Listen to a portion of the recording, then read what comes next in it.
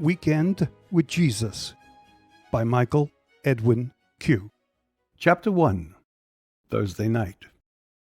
The word ordinary sounds so ordinary. However, there comes a time in every life when ordinary sounds just fine. It soothes the mind and nerves. To stand at the bow, seeing a clear sky and calm waters, is all what every sailor wishes for. An adventure is only an adventure after the fact. At the time of its passing, it's considered an inconvenience at the least, dangerous at its worst. George and Martha were ordinary. Their lives were predictable, which gave them a feeling of security. They lived in a cozy house on a modest street in a safe, comfortable neighborhood in a peaceful little town in Midwest America. Their love for each other was strong, without question. They filled their days with details. Time flies for those living in details. But time could never diminish their love. Sweethearts since high school. Nothing in that department has changed. Though looking at their old prom pictures, you could see the changes the years made. They were a little plumper. Martha started dyeing her hair, covering up the gray sprouting on the sides of her head. George is doing a comb-over, covering up the balding spot on the back of his head, just like his father before him. Still, to look at them, most folks would say they were attractive. Ordinary, but attractive. Avid churchgoers, both George and Martha held strong belief in God and country, though secretly they felt they needed to do more. But life's filled with details, and details filled their days. Yes, Martha and George were ordinary.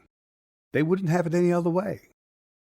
At the end of the day, when George comes home from work, Martha always likes to have a pleasant dinner waiting for him.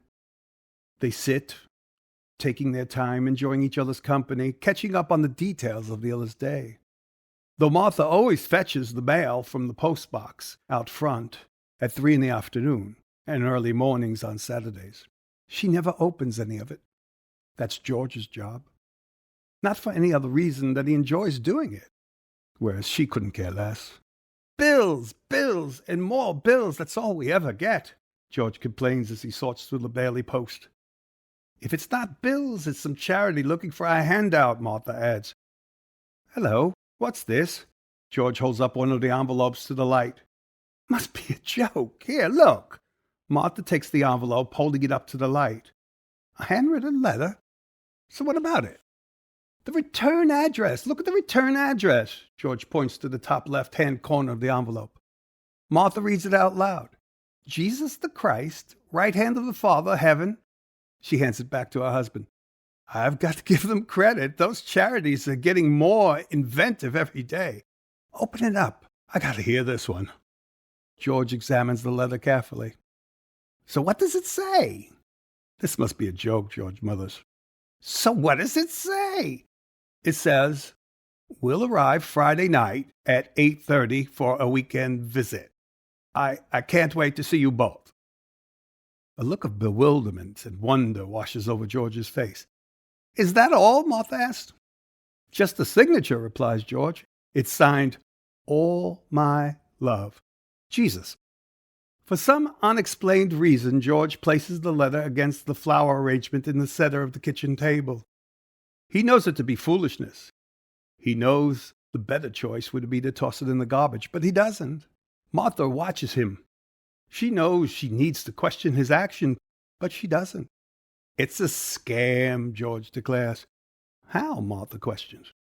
Returning to his dinner, George sums up his suspicions. It's to get our attention. It's probably for a magazine subscription or something.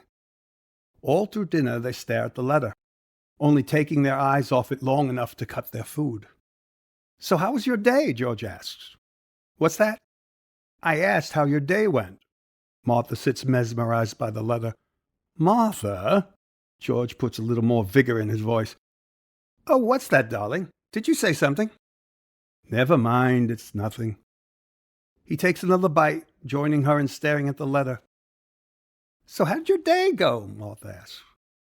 Martha pops another cashew in her mouth. She relaxes in her armchair. Her show is coming on. A weekly television spectacular, professionals judging amateur dancers and singers and what have you for big prizes.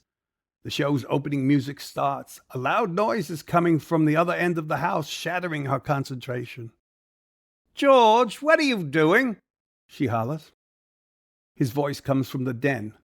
"Where's the family Bible?" "The Bible? What do you need a Bible for?"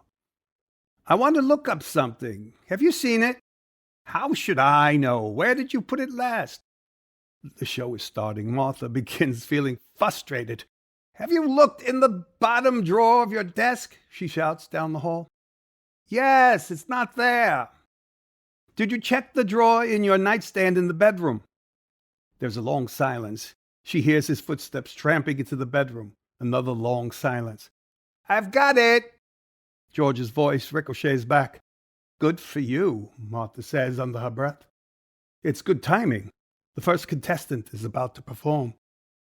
"Will you turn out the light and go to sleep?" Martha complains, sandwiching her head between two pillows. George is still thumbing through the Bible. "It says here, Jesus is coming again to claim his kingdom. The second coming," George proclaims. "That's right, except for there's supposed to be a drawing up in the clouds with him," Martha replies. "You don't say. Where does it say that?" "I don't know. It's in there somewhere. The book of Revolution. Something like that. I don't know. It's in the last book of the Bible or something." "You mean Revelation?" Yes, that's it." "Now shut off the light and go to sleep." "Just give me another minute. I can't sleep until I figure this out." "Whatever." Martha tightens the pillows across her eyes.